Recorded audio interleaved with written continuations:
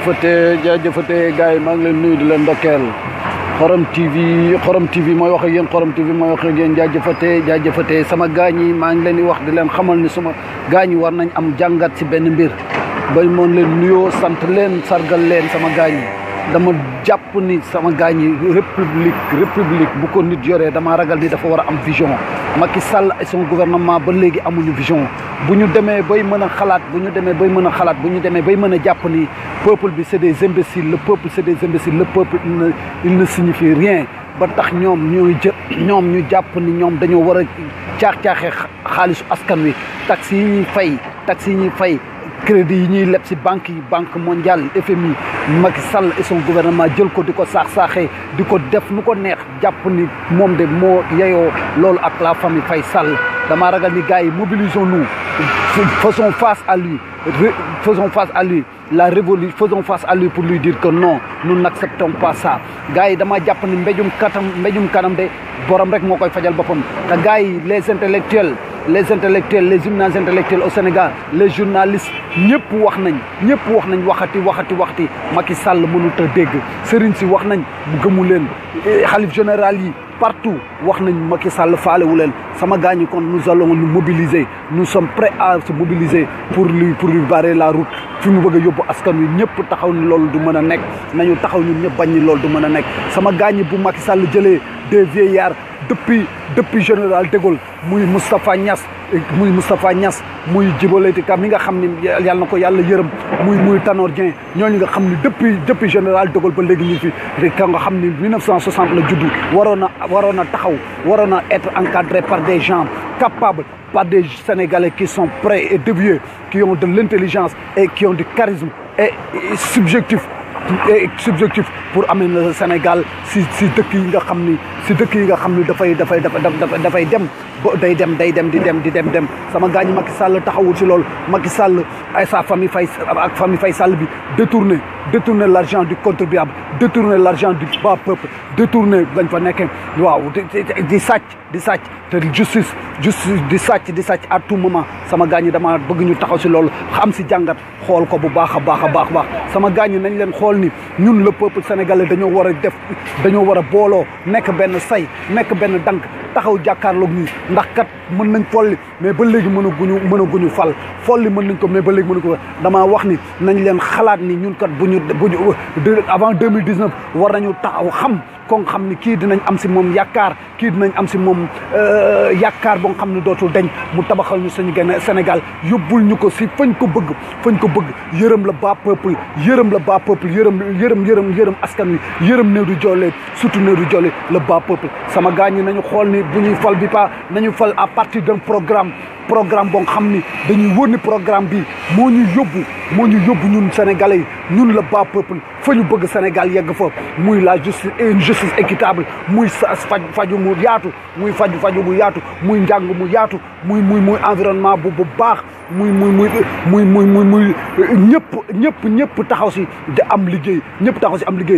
syndicat yi taxaw si mobiliser wu pour nit ñi am liggéey sama gaañ yi nañ leen taxaw si loolu nañ leen si def jàngat sama gaañ yi gis nga jàngat rek am solo pour au lieu des positionnements au lieu nekk naan kat man kii dañ ko gis wala kii dafa feeñ wala man maa ko war a gën a feeñ wala man maa ko war a gën a taxaw sama gaañ yi xool leen sama gaañ yi jàngat leen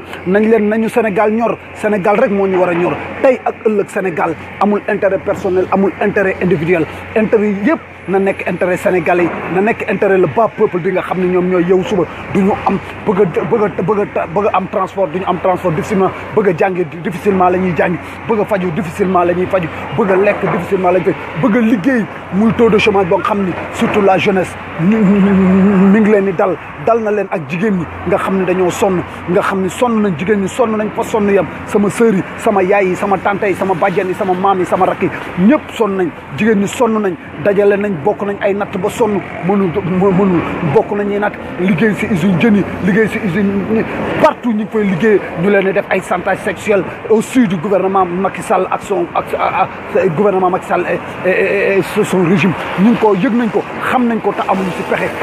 jéemuñu si am pexe lu dul di seetaan loolu wala sax je dis que di ko encouragé ndax si loolu taxaw na fi wax ni kat au palais y a des harcèlements sexuels te loolu mu wax kat taxaw wax ko lu dëggu la te gouvernement bi yëg na ko état bi yëg na ko ñi chargé wu de loolu yëg nañ ko te waxuñu si dara ñu ngi si mutisme total la mutisme total lañ ci def sama gaañ kon nañ leen jóg si jàngat yooyu nañ leen jóg si jàngat yooyu au lieu di xeexante suñu biir ndax kat Sénégal war na dépasser loolu Sénégal am na ay éminents intellectuels ay intellectuels yoo xam ne capable nañ yóbbu Sénégal fu mu bëgg a dem mais ñooñu ñëpp loo gisee ñu am mutisme mooy ni parce que passivité des Sénégalais passivité des syndicats passivité des leaders yi nga xam ne il le mérite passivité de l'opposition bi nga xam ne mi ngi taxaw war a ak passivité des mouvements associatifs des mouvements seen passivité moo tax kat loolu lépp ñu état Sénégal di Macky Sall et son gouvernement et sa famille di ñu ko teg ñu koy supporter à tout moment sama gaañ yi nañ leen jóg si lool nañ leen ci taxaw sama gaañ yi te ñun sénégalais ñu xam li ñu bëgg ak fi ñu bëgg a dem ak fi ñu lan lañ bëgg a atteindre sama gaañ yi ñun fulla dañoo war a am fulla am sénégalais am na fulla am na fayda waaye régime de Macky Sall mu terroriser ñu ku wax mu tëj ku wax mu dóor ku wax mu dugal fu mu xam mu dugal fu ko neex sama gaañ ñëpp di seetaan loolu muy les classes maraboutiques les syndicats yi nga xam ñoo war a défendre intérêt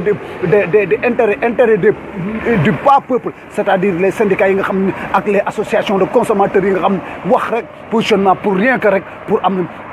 pour ñu gis leen pour am benn vision pour am benn kii journalistes yi nag je vous dis que ni yéen ñi nga xam ni élite yi nga xam ne depuis Mathusalem lañ fi nekkoon ñooñu ngeen di tàllal micro mais le bas peuple war nga leen tal c'est le bas peuple qui la ñu war a tàllal micro déglu leen mais ay élite ay ñu mel ni Ousmane Tanor Dieng ak ñu mel ni Dansokho ay ñu mel ni Moustapha Niasse ay ñu mel ni ndem si yàlla si jiba ko ñooñu lañ daan ñooñu la ñuy tàllal loxo ñooñu la ñuy tàllal micro parce que le bas peuple ñooñu la ñuy wax ak des responsables yoo xam ne ils ont détourné pas mal d'argent du bas peuple ay Ousmane Kanté ay directeur général yooyu ñooñu rek la ñuy tàllal micro di leen déglu alors que le bas peuple souffre il faut aller vers le bas peuple à ce moment je dis aux journalistes d'aller vers le bas de les écouter c'est le moment ou jamais c'est le moment ou jamais parce que la révolution va commencer par la presse ci presse bi la war a commencer mooy presse bi taxaw tàllal micro le bas peuple chaque fois que le bas peuple souffre chaque fois que le bas peuple am na ay problèmes la presse nationale tàllal leen micro déglu leen c'est mieux que di tàllal ay élites yoo xam ni depuis Mathusalem depuis général de Gaulle ñu ngi fi ba léegi et ils n'ont rien apporté le peuple ils n'ont rien nañ ko prouver j'interpelle Moustapha Niasse j'interpelle Ousmane Tanor Dieng depuis que ñu nekk fi nañu prouver ni Dansokho nañu prouver ni ils ont fait ça pour la jeunesse sénégalaise ils ont fait ça pour leur pays pour leur village même je dis pour leur village yi nga xam ne dund nañ fa nekk nañ fa nañ ñu prouver ni def nañ fa lii depuis boobu ba léegi ñu ngi naqasal askan depuis boobu léegi ñu ngi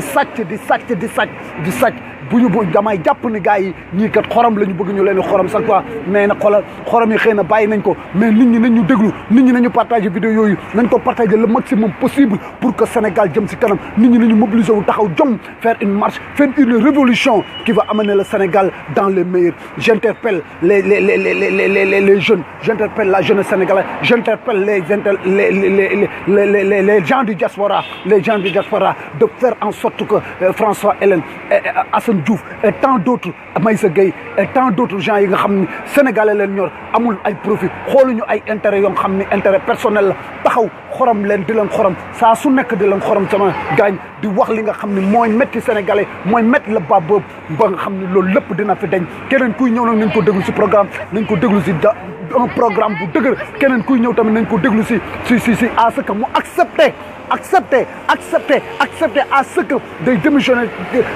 ci parti comme secrétaire général képp ko nga xam mi ngi baagaan baagu asoon ni na taxaw ni kat man bis bu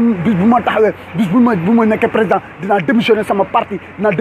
comme secrétaire général pour que kumba amul ndey bi ak kumba am ndey bi dañ ba faw ku nga xam ne mérité nga poste ñu jox la ko jaajëf waay nañ ñu wax port nag jabaru ministre yéen fa jël di caax-caaxi alal bi te alors que am na ñu fa nekk ay 10 ans 20 ans 30 ans di liggéey ba léegi mënuñu am embauche nañ ñu leeral loolu sama gaañ vive le Sénégal vive le Sénégal vive le jërëjëf Serigne Touba jërëjëf jaaraama am Cheikh Fall